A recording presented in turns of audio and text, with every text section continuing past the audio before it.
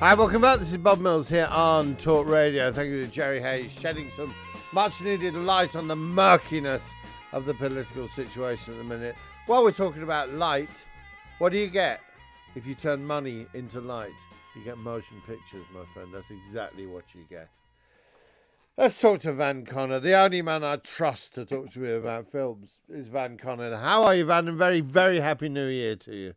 And a happy New Year to you as well, Bob. It's a pleasure to see you. It's been like half a year. It's been a long, long time. Well, I've been stuck on the Saturday shift. It's very nice. I'm very happy to be there. But they've dragged me out for this week between Christmas and New Year, so everyone else can have a holiday and a nice break. They've dragged me out. They've given me. What's that? I know they've given me this ridiculous, massive list of upcoming movies. I can't believe that they're all going to be coming out. These are just the biggies. There's loads of others as well. I mean, what are we talking about there? Because so many films that last year didn't even bother with the movies. They seem to go straight from the cutting room to blockbusters or wherever it is they go to. Old films go to nowadays. A lot of them are out on Netflix, aren't they? A lot of them are out on Amazon Prime, even before they bother touching the cinema. How many of these? And I mean, I'm looking. In January, I'm looking at like Wrong Turn, Judas and the Black Messiah, Tom and Jerry, The United States versus Billie Holiday. Are these films going to be cinema, or is Netflix going to have to come and grab them quickly? Well, funnily enough, a number of these. So Wrong Turn, for instance, was a reboot of the ongoing horror series that went to direct-to-DVD years ago, went direct-to-video on demand.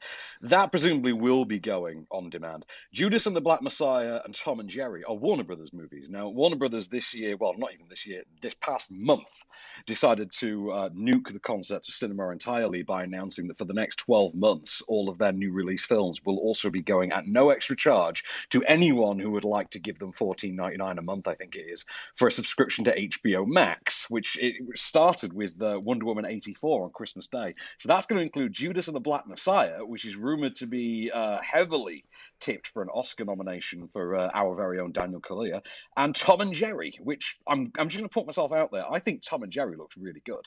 I mean, what is Tom and Jerry? I'm presuming it's not a full-length cartoon. Right, it's a full-length feature film. It's part live action, part like CG rendered cell animation. So they've used computers to make Tom and Jerry look like they've been hand drawn.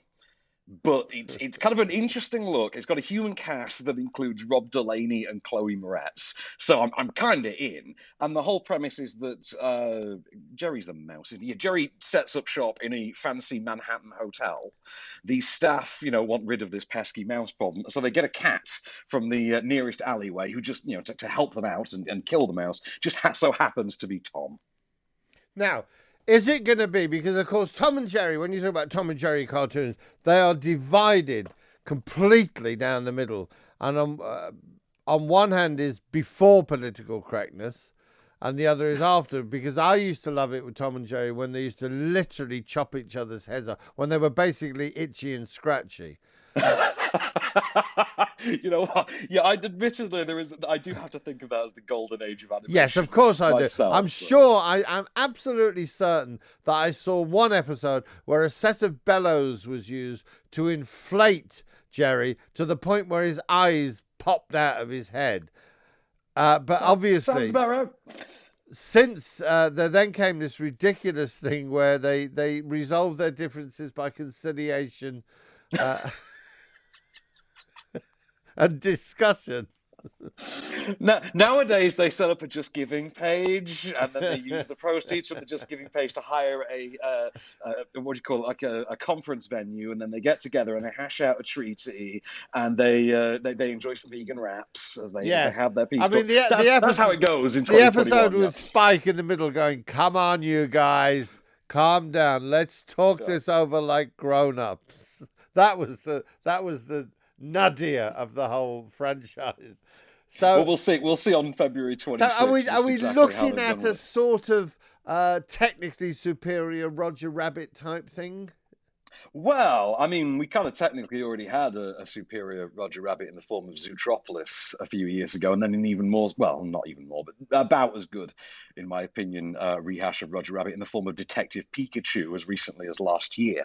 So, jury's out on this one. I have a 2-year-old nephew. I think he's going to love Tom and Jerry.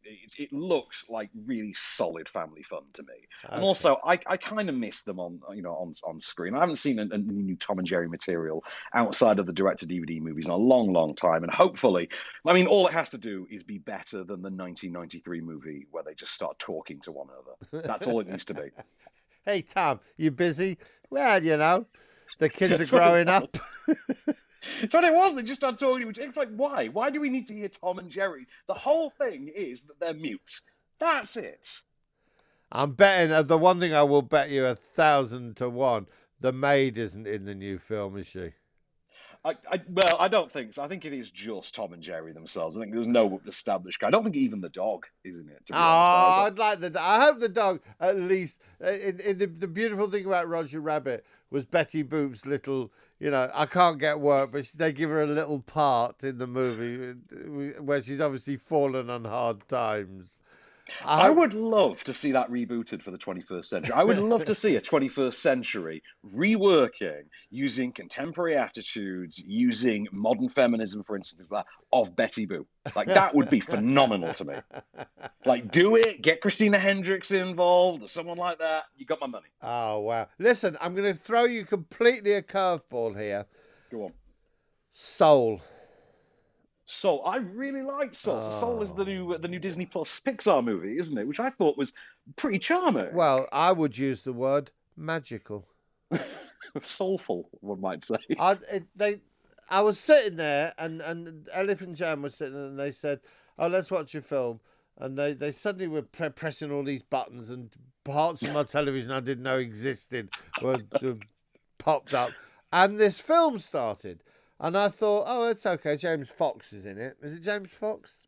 Jamie Fox. Jamie Fox. Yeah. Yeah, I thought, not always a quality guarantee. no, but I If we're thought, being well, it's all honest. right. I don't mind James. And suddenly, it's a cartoon. What are you doing? You didn't watching cartoons with grown-ups. But I'll tell you, within 5 seconds, I was just, oh, what a piece of filmmaking that is. Absolutely brilliant, isn't it? A great cast as well. I really think Tina Fey is terrific in it, but I do think it is Wreck-It Ralph for the afterlife. I think it wants to be like Inside Out for death, but I think it's more like Wreck-It Ralph for the afterlife instead. Listen, Van, you know what we're going to have to do? We're going to have to continue this tomorrow. You're going to have to come on tomorrow afternoon because, again, the clock. Don't count down 10 seconds in my. I can count to 10. I'll speak to you. I'm going to speak to you soon, Van. Sorry, we've got to go to the news.